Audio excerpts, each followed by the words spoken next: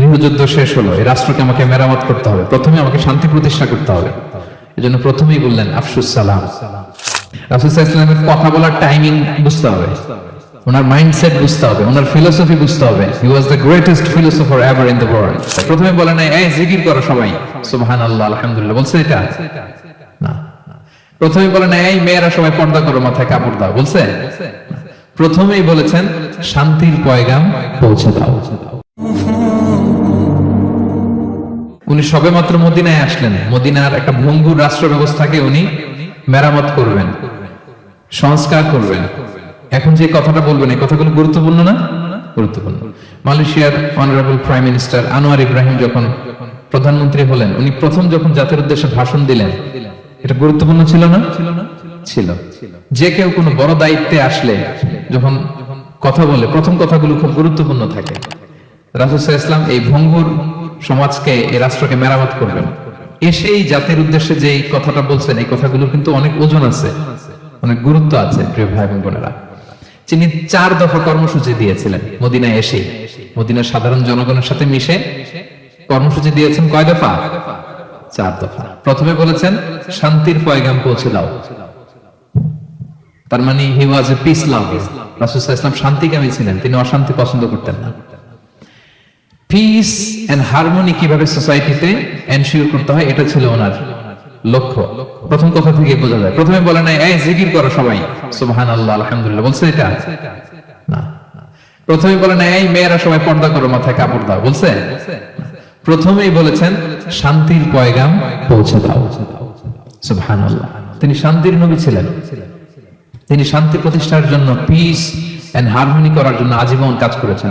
এবং মদিনাতেও তিনি এই 3 ধর্মের লোকদেরকে নিয়ে পিস এগ্রিমেন্ট করেছেন। যে কুরাইশরা আক্রমণ করেছে তাদের সাথে তিনি পিস এগ্রিমেন্ট করেছেন, শান্তি চুক্তি। প্রথম কথা হচ্ছে শান্তির বাণী পৌঁছে দাও। কারণ মদিনাতে রাসূল সাল্লাল্লাহু আলাইহি ওয়াসাল্লাম হিজরতের 5 বছর আগে একটা গৃহযুদ্ধ হয়েছিল, প্রচন্ড বড় গৃহযুদ্ধ। এটাকে বলে বুআসের যুদ্ধ, বুআস, আউস এবং খাজরাজ ট্রাইবের মধ্যে। তো সবেমাত্র গৃহযুদ্ধ শেষ হলো, এখন কি প্রতিষ্ঠা করতে হবে? হ্যাঁ বলেন তো একটু। সবেমাত্র গৃহযুদ্ধ শেষ হলো, একটা ভঙ্গুর রাষ্ট্র, এটা তো মেরামত করতে হবে, কি বলেন? তো প্রথম কাজটা কি? To establish piece in the society. এবং সেই কথাটাই রাসূল সাল্লাল্লাহু আলাইহি ওয়াসাল্লাম বললেন। রাসূল সাল্লাল্লাহু আলাইহি ওয়াসাল্লামের কথা বলার টাইমিং বুঝতে হবে, ওনার মাইন্ডসেট বুঝতে হবে, ওনার ফিলোসফি বুঝতে হবে। He was the greatest philosopher ever in the world. পৃথিবীর সবচেয়ে বড় দার্শনিক ছিলেন আমাদের নবী। তিনি কোনো কথা এলোপাথারি আন্দাজে বলে দেয় না, একটা বড় এইম রেখে। গৃহযুদ্ধ শেষ হলো, এই রাষ্ট্রকে আমাকে মেরামত করতে হবে, প্রথমে আমাকে শান্তি প্রতিষ্ঠা করতে হবে। এজন্য প্রথমেই বললেন আফসুস সালাম। আফসুস সালাম, শান্তির পয়গাম পৌঁছাও। যুদ্ধ, বিগ্রহ, বিশৃঙ্খলা, chaos in the society, এগুলোকে থামিয়ে দাও। এটা ছিল প্রথম মেসেজ। তারপর কি বললেন? ওয়া আত'ইমুত তাআম, মানুষকে খাবার খাওয়াও, ফুড শেয়ার করো। এটা সিম্পলি শুধু খাবার খাওয়ানো বুঝলে হবে না, খাদ্য সংকট দূর করো।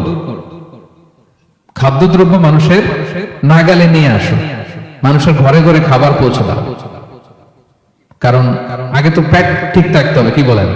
বাংলা একটা কথা বলে যে পেটে খেলে পিঠে সয়। এবং আরবরা একটা কথা বলে যে এইখানে পৌঁছার আগে তোমাকে এইখানে পৌঁছতে হবে।